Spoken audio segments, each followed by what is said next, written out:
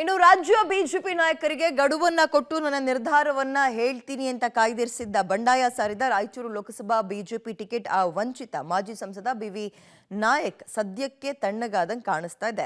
ಗಡುವು ಮುಗ್ದಿದೆ, ಆದರೂ ತಮ್ಮ ಮುಂದಿನ ನಡೆಯನ್ನ ಇನ್ನೂ ಘೋಷಣೆ ಮಾಡಿಲ್ಲ. ರಾಜ್ಯ ನಾಯಕರನ್ನ ಎಡತಾಕ್ತಾ ಇರೋ ಬಿವಿ ನಾಯಕ್ ತಮ್ಮ ಮುಂದಿನ ನಡೆಯನ್ನ ಇನ್ನೂ ನಿಗೂಢವಾಗಿ ಇಟ್ಟಿದ್ದಾರೆ. ಟಿಕೆಟ್ ಬಂಡಾಯದ ಹಿನ್ನೆಲೆ ಬಿಜೆಪಿ ಅಭ್ಯರ್ಥಿ ಅಮರೇಶ್ವರ ನಾಯಕ್ ಮಾತ್ರ ಕ್ಷೇತ್ರದಲ್ಲಿ ಪ್ರಚಾರ ಕಾರ್ಯ ಬಿಟ್ಟು ರಾಜ್ಯ ನಾಯಕರ ಭೇಟಿಗೆ ಹೋಗಿದ್ದಾರೆ. ಸಿಕ್ಕ ಟಿಕೆಟ್ ಕೈ ತಪ್ಪಬಾರದು ಅಂತ ಭದ್ರವಾಗಿಸಿಕೊಳ್ಳೋಕೆ ಹರಸಾಹಸ ಪಡ್ತಾ ಇದ್ದಾರೆ. ಬಿಜೆಪಿ ರಾಜ್ಯಾಧ್ಯಕ್ಷ ವಿಜೇಂದ್ರ ಅವರನ್ನ ಭೇಟಿ ಮಾಡಿ ನಾಮಪತ್ರ ಸಲ್ಲಿಕೆ ದಿನ ಕಾರ್ಯಕ್ರಮಕ್ಕೆ ಬರಬೇಕು ಅಂತ ಮನವಿ ಮಾಡಿಕೊಂಡಿದ್ದು, ಜೊತೆಗೆ ಕ್ಷೇತ್ರಕ್ಕೆ ಹೆಚ್ಚು ಸಲ ಬಂದು ಪ್ರಚಾರ ಮಾಡಿ ತಮ್ಮ ಗೆಲುವಿಗೆ ಸಹಕರಿಸಿ ಶಕ್ತಿ ತುಂಬುವಂತೆ ಕೋರಿದ್ದಾರೆ. ಆದರೆ ಕಾಂಗ್ರೆಸ್ ಅಭ್ಯರ್ಥಿ ಜಿ ಕುಮಾರ್ ನಾಯಕ ಭರ್ಜರಿ ಪ್ರಚಾರದಲ್ಲಿದ್ದಾರೆ. ಮಾತ್ರ ಕಾರ್ಯಕರ್ತರ ಸಭೆ, ಹಲವು ಮಠಗಳಿಗೆ ಭೇಟಿ ಕೊಡುವುದು, ಸಂಘ ಸಂಸ್ಥೆ, ವಿವಿಧ ಸಮುದಾಯಗಳ ನಿರಂತರ ಭೇಟಿ ಮೂಲಕ ಜೋರು ಪ್ರಚಾರ ಮಾಡ್ತಾ ಇದ್ದಾರೆ. ಆಯ್ತಾ, ಬಿಜೆಪಿಯಲ್ಲಿ ಬಂಡಾಯ ಇದ್ದಿದ್ದ ಬಿವಿ ನಾಯಕ್ ನಡೆ ಸದ್ಯ ನಿಗೂಢವಾಗಿದ್ದು ಶಮನವಾಗೋ ಲಕ್ಷಣ ಕಾಣ್ತಾ ಇದೆ. ಒಂದು ವೇಳೆ ಬಂಡಾಯ ಶಮನವಾಗಲಿಲ್ಲ ಅಂದ್ರೆ ಇಬ್ಬರ ಜಗಳದಲ್ಲಿ ಮೂರನೇವರಿಗೆ ಲಾಭ ಅನ್ನೋ ಹಾಗೆ ಕಾಂಗ್ರೆಸ್ಗೆ ಅದು ಪ್ಲಸ್ ಆಗೋ ಸಾಧ್ಯತೆ ಇದೆ.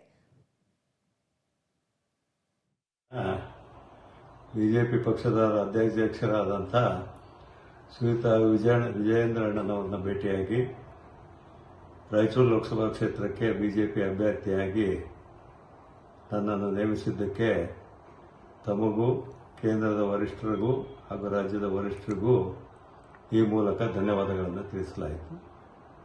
ಅದೇ ರೀತಿ ತಾವು ನಾಮಪತ್ರದ ದಿವಸ ಆಗಮಿಸಿ ಆ ಕಾರ್ಯಕ್ರಮದಲ್ಲಿ ಭಾಗವಹಿಸಿ ಎಲ್ಲರಿಗೂ ಸ್ಫೂರ್ತಿ ತುಂಬಬೇಕೆಂದು ಕೋರಲಾಯಿತು.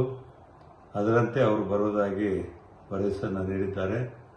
ತದನಂತರ ಚುನಾವಣಾ ಪ್ರಚಾರ ಸಂದರ್ಭದಲ್ಲೂ ಸಹ ಹೆಚ್ಚಾಗಿ ಲೋಕಸಭಾ ಕ್ಷೇತ್ರದ ಅನೇಕ ಕ್ಷೇತ್ರಗಳಿಗೆ ತಾವು ಈಗ ಕಳೆದ ಒಂದು 4-5 ದಿವಸಗಳಿಂದ ಇಲ್ಲಿ ಪ್ರಚಾರವನ್ನು ಪ್ರಾರಂಭ ಮಾಡಿಕೊಳ್ಳಲಾಗಿದೆ.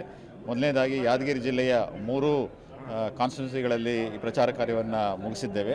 ಮೊದಲನೆಯ ಬಾರಿಗೆ ಅಲ್ಲಿ ನಮ್ಮ ಕಾಂಗ್ರೆಸ್ ಕಾರ್ಯಕರ್ತನ ಭೇಟಿ ಮಾಡುವಂಥದ್ದು ಮತ್ತು ಉಮೇದುವಾರಿಕೆಯ ಬಗ್ಗೆ ಅವರಿಗೆ ಮಾಹಿತಿಯನ್ನು ನೀಡ್ತಾ ಅವರ ಸಪೋರ್ಟ್ನ ಕೋರುವಂಥ ಕೆಲಸ, ಬಹಳ ಒಳ್ಳೆಯ ರೆಸ್ಪಾನ್ಸ್ ನಾವು ಕಂಡಿದ್ದೇವೆ. ನಿನ್ನೆ ನಾನು ರಾಯಚೂರು ಜಿಲ್ಲೆಗೆ ಬಂದಂತಹ ಸಂದರ್ಭದಲ್ಲಿ ರಾಯಚೂರು ಜಿಲ್ಲೆಯ ಯೂತ್ ಕಾಂಗ್ರೆಸ್ ವತಿಯಿಂದ ಬಹಳ ಉತ್ಸಾಹಭರಿತವಾದಂಥ ಒಂದು ಸ್ವಾಗತವನ್ನು ಅವರು ಕೋರಿದರು.